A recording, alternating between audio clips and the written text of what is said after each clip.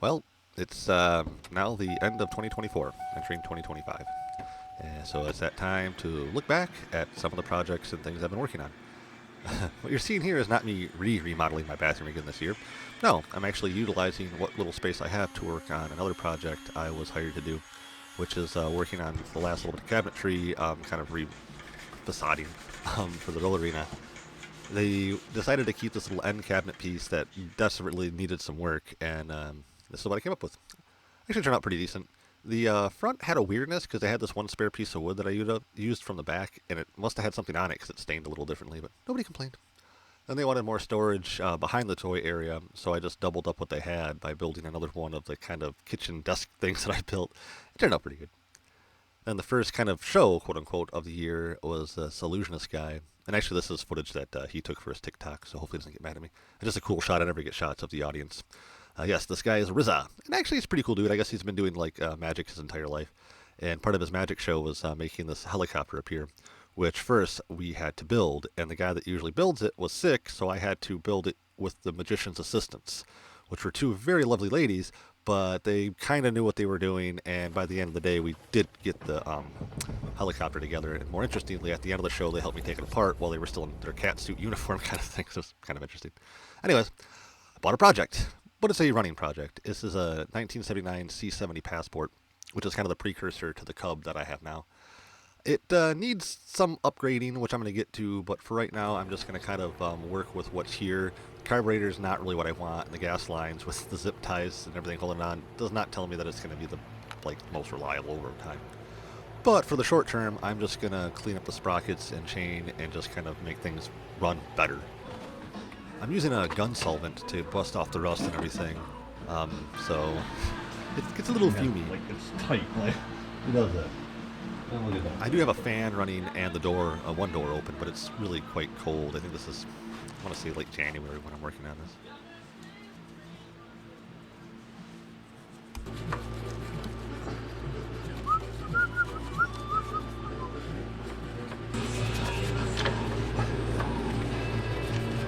You can tell this stuff's making me loopy. I was just trying to use the rear passenger peg as like a bicycle pedal to spin the chain around. Whee!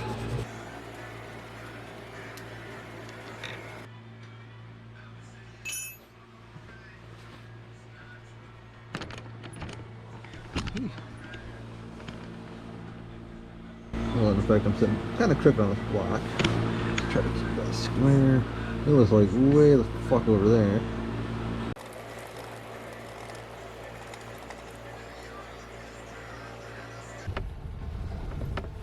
And of course, there was other working projects that I had the Creative 360. Nothing super crazy. I had to build some kind of like mounts for these giant mirrors for the movement room. I utilized an old door that they were going to get rid of, so that way all the wood matched and the door wouldn't go to waste. And of course, there was the failed Biden campaign where Lady Biden came through to get money or something, not really sure.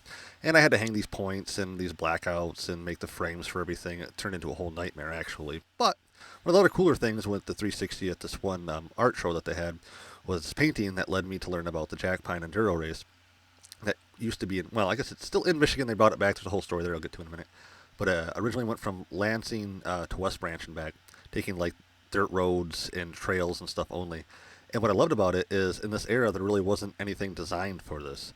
So these guys took what was there and augmented and created or built or whatever was necessary to, complete this 500-mile journey.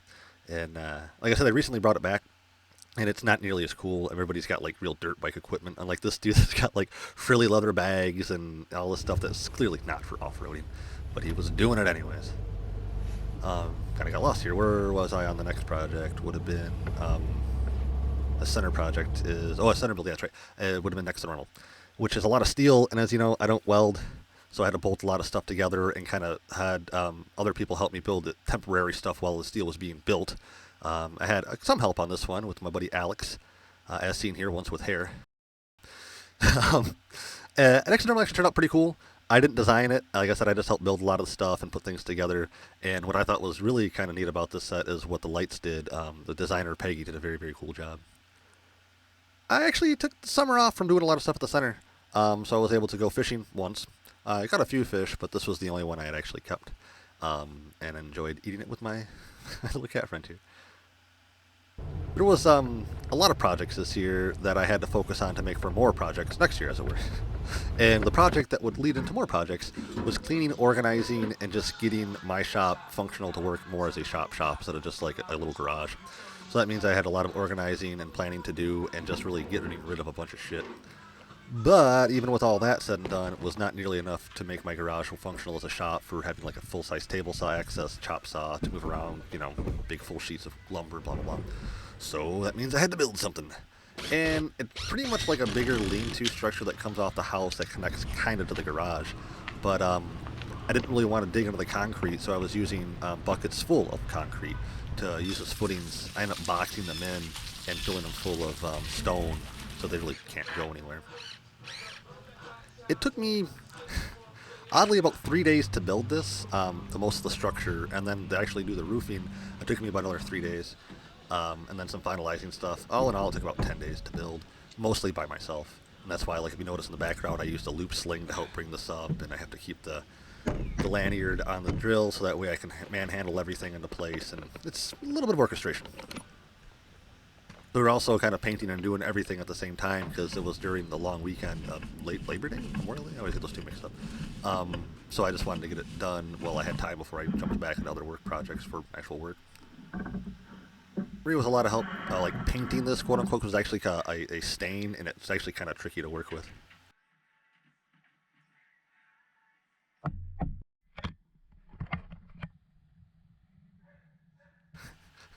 This was a cool squirrel buddy that was hanging out with us a lot of times. I called him Hammer Dance. Here, I'm still trying to get him used to being hand fed.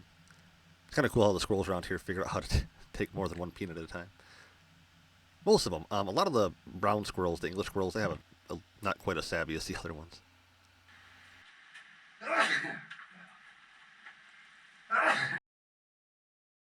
Yes, more projects. After doing some research, I decided to keep the old 96 Ford for many reasons. Mostly the engine is an inline 6 and it'll last forever. The frame is fantastic. It just had some body issues due to some crunkles in the past, and the guy that did the body work just didn't do it properly, so rust got underneath it, and it was a whole thing. So now that I decided to keep it, I got to cut all that rust off so it doesn't get any worse. And here I'm shaping aluminum sheets to fill the bulk of that really big kind of gash of where the rust once was. As I'd mentioned time and time again, I don't weld. So that's why I'm using aluminum, because it's really easy to work with and it doesn't rust. And what I came up with for attaching it is using pop rivets, which is also something I've never really used before. So I kind of had to figure out, which really wasn't that hard, obviously. And as you can tell, it's the aluminum's recessed inside of the truck, as it were. So what I'm going to do next is skin everything over with Bondo and then sand it. I didn't have cameras out for that because right now I only have 2 cameras, my really high-end Canon and 1 GoPro, and I was afraid to get sticky shit all over it or dust in areas that would mess it up. So unfortunately, you missed the hell that was Bondo and sanding of Bondo. And then to seal it all up and make it look decent, because I have no place to really spray any kind of paint or anything, and I really don't know how to do that, I ended up using a roll-on textured bed liner.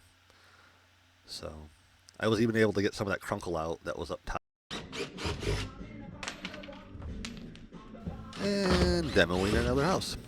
This is actually the Steel Magnolia set. It was not my build, so I didn't really know anything about it, but I was tasked with taking it apart and prepping it for the next set. Here I'm actually kind of working a little fast. I'd like to try to get a lot of the easy stuff out of the way before I have hired hands to come in, otherwise I'll just do all the easy work and then do nothing else. I obviously can do this, so I got about an hour before the guys come in, so that's why I'm kind of working at a feverish pace. I was actually even debating about using the cameras, and I'm kind of glad I did, because in reviewing stuff, I kind of get in the zone and not realize like what kind of actions I do when working. And I like my little swivel pivot thing here while taking off this strip of molding. Actually, had 2 helper guys come in. They're actually both pretty decent guys, but this particular guy gave a little bit of shout out here that you really can't see. We'll just call him Biscuit. He's actually a really nice guy, and a lot of the people here, they're kind of funny about being on camera. That's why we're behind the scene people, so you won't see much of them. That was pretty much it. I just wanted to give him a little nod.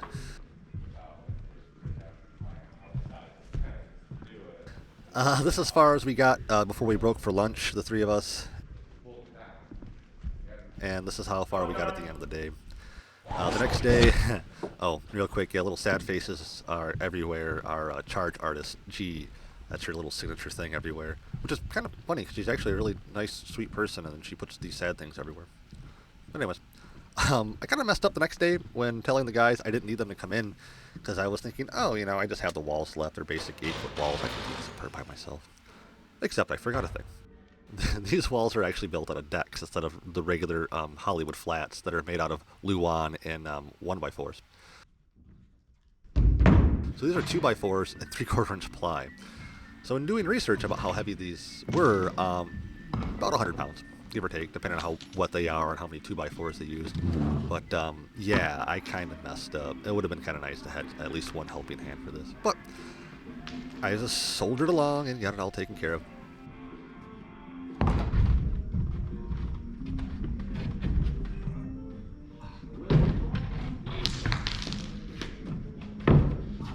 And I still had all this done by the end of the day. And with a clear set, that means it's time for a new build. You can see some of the rolling decks, or platforms, whatever you want to call them, as are built. The volunteers got those built for me. That's kind of their projects. They got to put some windows on them. You'll see a little later. First thing I did was pull the decks for the footprint and then built this thing, which is like a little pergola. It kind of gets taller from here and goes to a tall gable, because that's actually the name of the play is Anne of Green Gables. This is leg day. I probably could have had someone come in and give me a hand with this. As you can see, this is kind of a whole long task. It's simple. It just takes a long time. It's usually not too bad, but they wanted like these little extra braces that weren't necessary, but it was part of the look, so I did that. It also takes more time when people put in sabotage, hardware. Here you'll see my boss coming in to chit-chat about stuff and eat up some more of my time, which is not a bad thing. Actually, I really enjoy Heath quite a bit. He's a nice guy. He's incredibly smart. I'd even call him kind of a mentor. And I'm not trying to kiss up to him. I don't know if he ever watches any of my videos, but he is a good dude. Speaking of good people, I was actually just about to leave when Marie showed up with food, which I was much appreciative because I was starving. It was like a 9-hour day there, and I already had worked about 4 hours at 360 that day. So, long day.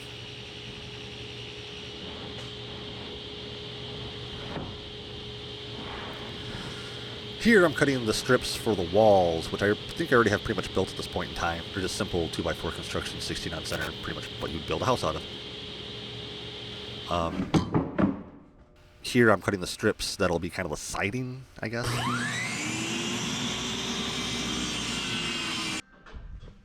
It's mostly done. I got to put outrigger on for the support for the kind of faux roof, and then another faux roof over the kind of kitchen area, I guess. I didn't really have anything to conceptualize it except the blueprints until what you just seen there, that little 3D printout that the designer brought.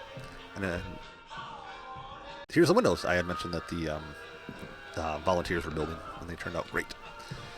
And actually everything's just about done. I just got to take out that center ugly black support, and boom, Bob's your uncle. This is their set for Anne of Green Gables. This is kind of it-ish.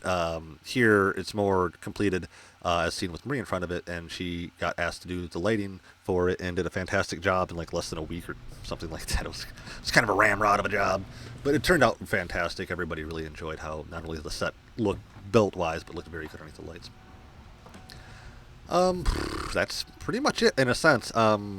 Even right now I have new prints for the next build, which is Anne Frank, from one Anne to another Anne.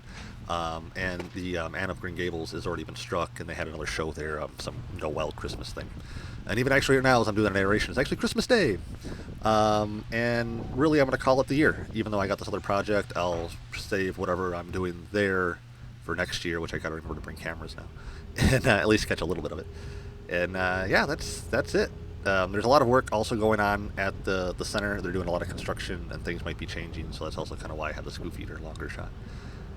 But yeah, thanks for watching, and I guess if I get an adventure in, I'll build another video, or I'll do another year on cap in a year. Take care.